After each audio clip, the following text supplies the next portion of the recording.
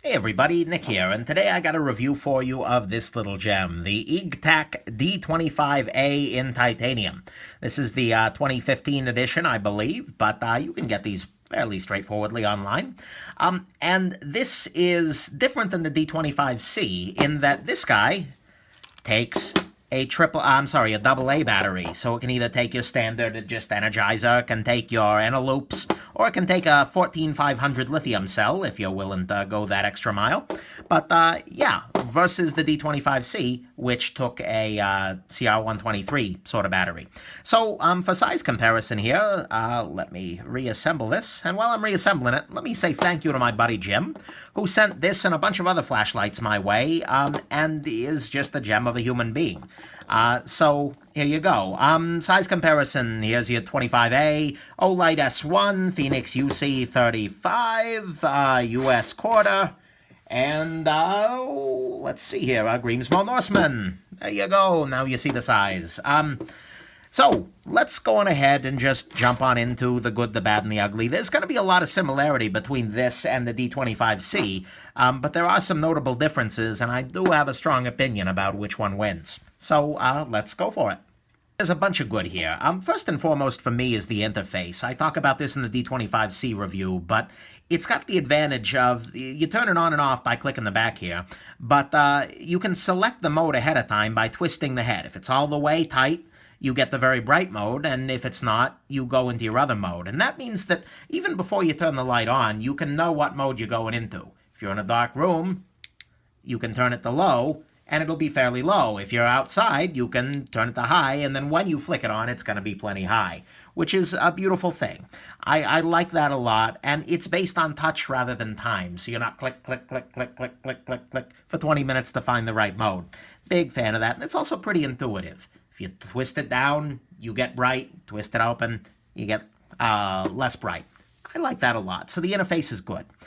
The color rendering on this is beautiful. It's not a, super high CRI light, but it's plenty good enough. I'm a big fan of the colors off of this.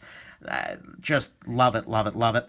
It's very bright. High is outdoors bright. With a regular AA battery, they say 200 lumens for an hour and 1.3 hours, that is. The low is bright enough for a nighttime room. It's not super bright, but there's enough spot to it that you can navigate without feeling too creepy. And that's 20 hours. There is a moonlight mode at 150 hours. And if you use the rechargeable 14500 lithium cell, everything gets a lot brighter. And so I think, practically speaking, by comparing to other lights, that this is probably closer to 500 lumens on high mode with the 14500. So I'm very, very impressed with the light output of this. It is, especially with the 14500 in there, it's brighter than the D25C was, and it's really nice in that way. The design is good. I like it. It's pretty. It's not black, which means it's easy to find at night. And speaking of which, this part back here glows in the dark, which makes it even easier to find at night. Big, big fan of that. It's nicely made. It's a nicely constructed object overall. And it's beautifully small and light for EDC. It fits nicely in a cargo pocket or in a regular pocket. I mean, this is not a very heavy or thick sort of flashlight. I mean, look at the thickness here. Compared to a CR123 light, it is actually thinner, and that matters if you're tucking it in the corner of your jeans. And you are looking at, 1.8 ounces, which is not a bad thing by any stretch of the imagination.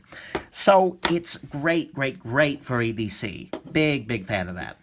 Another thing that I like is that it does take a AA, which means you can find the battery pretty much anywhere. And you can use Eneloops or the 14500s to cut down on the number of batteries you buy. And so, big fan of the AA kind of approach. And compared to the D25C, you actually get about a half an hour worth of battery life on high out of moving to the to the thinner version. It's a little longer, but it's also thinner. And so that's a slam dunk. It's brighter, it's got slightly more battery life, and it's thinner and easier to carry. Hot damn. So, like I said, there's a lot of good here. The interface is great. It's plenty bright for any conceivable EDC sort of situation. It's nicely designed, it carries very nicely, and it takes a common battery type. Love it. What's your bad? A few bad things here. First off, the name is EagTac, which sounds like a bad parody of itself, which is just pretty amusing to me.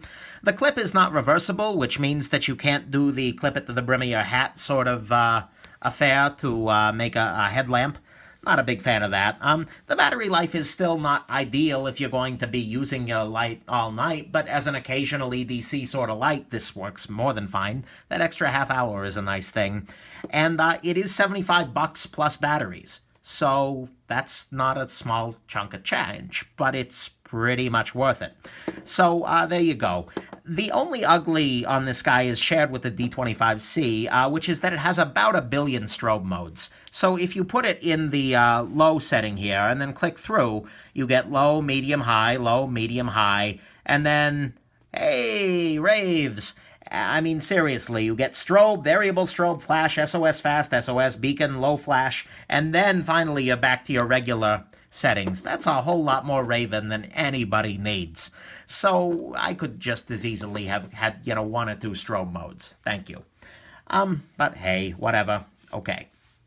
So what's the final verdict here on your EagTac D25A? Honestly, it's just a great light. It's a solid gem. And especially for on-body everyday carry, for a light you just throw in your pocket and forget about it, this is incredible.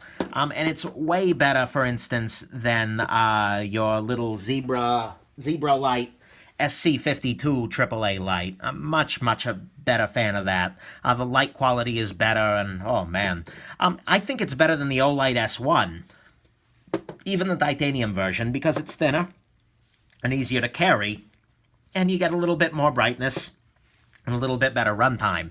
I would even say it's better than the D25C, which I love, because you've got better battery life, and it's a little bit brighter, and the thinner body is just easier to carry.